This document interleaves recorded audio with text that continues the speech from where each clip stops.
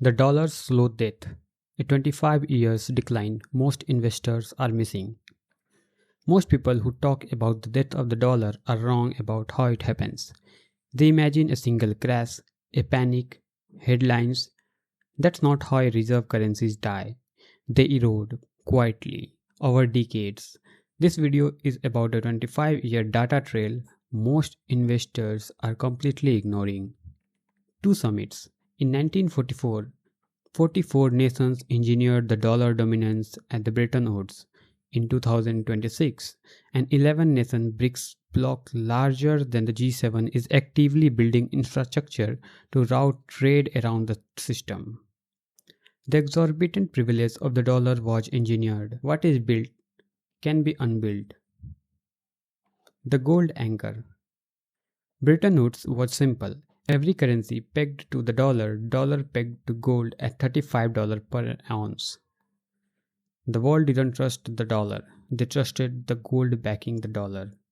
That distinction matters for everything that comes next. The Nixon shock. In 1971, America was running deficits it couldn't cover. Foreign governments held more dollar claims that the US had gold back. Nixon closed the gold window. The world expected collapse. The opposite happened. Floating exchange rates trapped the world in a dollar-centric debt system even more deeply. But the lesson is this: if fiat currency only survives if it finds a new anchor. The dollar's new anchor was about to be engineered. The petrodollar. Kissinger's solution was simple. Saudi Arabia prices all oil in dollars, gets US military protection in return. OPEC follows. And since every nation on the earth imports oil, every nation on earth is forced to hold dollars. Surplus petrodollars recycles into the US treasuries, funding American deficits indefinitely. And this is the architect that has governed global finance for the 50 years. And this is exactly what's cracking. The petrodollar. Kissinger's solution was simple. Saudi Arabia prices all oil in dollars, gets US military protection in return, OPEC follows, and since every nation on the earth imports oil, every nation on earth is forced to hold dollars. Surplus petrodollars recycle into the US treasuries, funding American deficits indefinitely, and this is the architect that has governed global finance for 50 years. And this is exactly what's cracking. The reserve shares chart. Look at the data.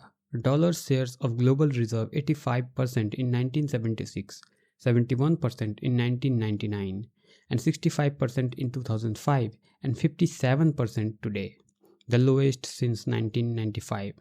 28 points lost in 50 years, and the pace is accelerating.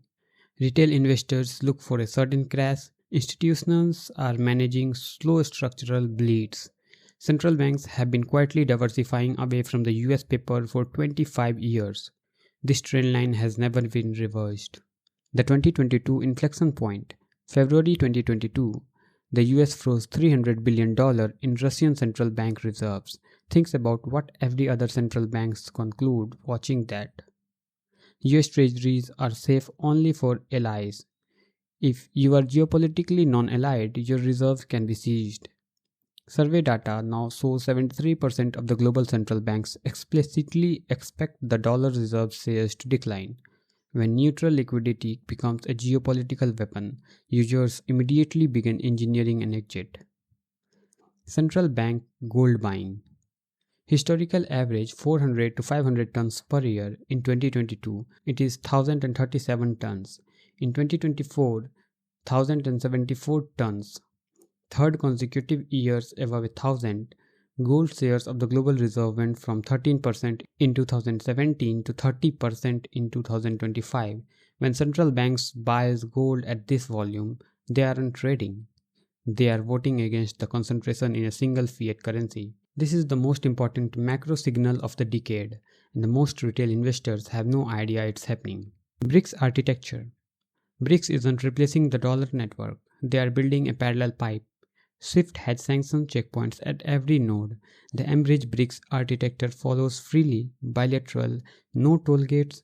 The bloc is $28.5 trillion in GDP. The BRICS unit is 40% gold backed is already in pilot. Indian refiners are setting Russian crude in yuan right now. Not theory, operational. Monetary monopolies don't die from the competition, they die from the alternative plumbing. The petrodollar crack. Three things that would have been unimaginable a decade ago. Saudi Arabia joined BRICS. The same Saudi Arabia whose deal created the petrodollar. Yuan-denominated oil settlements have officially started, and Iran is now charging yuan tolls through the Strait of Hormuz. 20% of the global oil supply. The yuan is still under 4% of the global trade. Volume is still low, but the exclusivity clause of the petrodollar has been revoked. It won't be restored. The pinker movement. The dollar faces pressure from both sides simultaneously. External, BRICS building the exit. Internal, 30-year treasury yields of 5%. Moody's downgrade bonds vigilance returning. And foreign ownership of the treasuries collapsing from over 50% pre-2008 to roughly 30% today. As the US deficits expand, the treasury needs more buyers. Exactly as foreign buyers are stepping back, foreign central banks are building an exit at the precise moment US deficits need them to buy more debt than ever.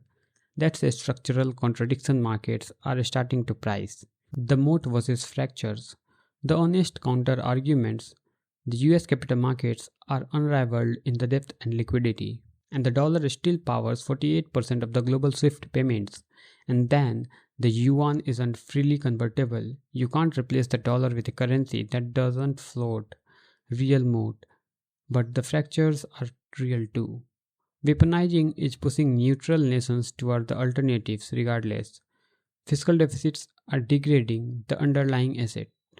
Non-SWIFT plumbing is deploying fast. This is a structural decline thesis, not a collapse thesis. Network effects decay slowly, but they do decay. The British pound. We have been here before. The pound was the world's reserve currency through the 19th century. In 1956, Suez crisis exposes limits Britain had been accumulating for decades. No single crash day. Just a slow erosion of credibility as trade routed elsewhere. A monetary regime shift feels like a sudden explosion, more like a receding tide. You only notice it's gone when you are standing on dry sand. Investment implications. The legacy portfolio, long duration treasuries, dollar cash, hyper financialized tech was built for the deflationary piece and the dollar monopoly. The world is changing. The forward portfolio is gold, strategic commodities, selective non-US equities with hard asset exposure. The question isn't, do you believe the dollar will collapse? That's the wrong frame. The right question, are you positioned for a world where the dollar is just slightly less dominant? Even a 10-point further decline in the reserve shares reprices yields, inflation, and commodities. You don't need a crash for your assumptions to be wrong. The market does not announce regime shifts. There will be no headline that reads dollar dominance officially over.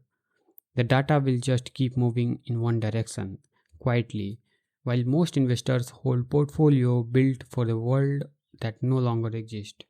The British pound was the world's reserve currency too. Then one day it wasn't. Nobody rang the bell. Subscribe if this kind of analysis is useful, and see you in the next week. Thank you.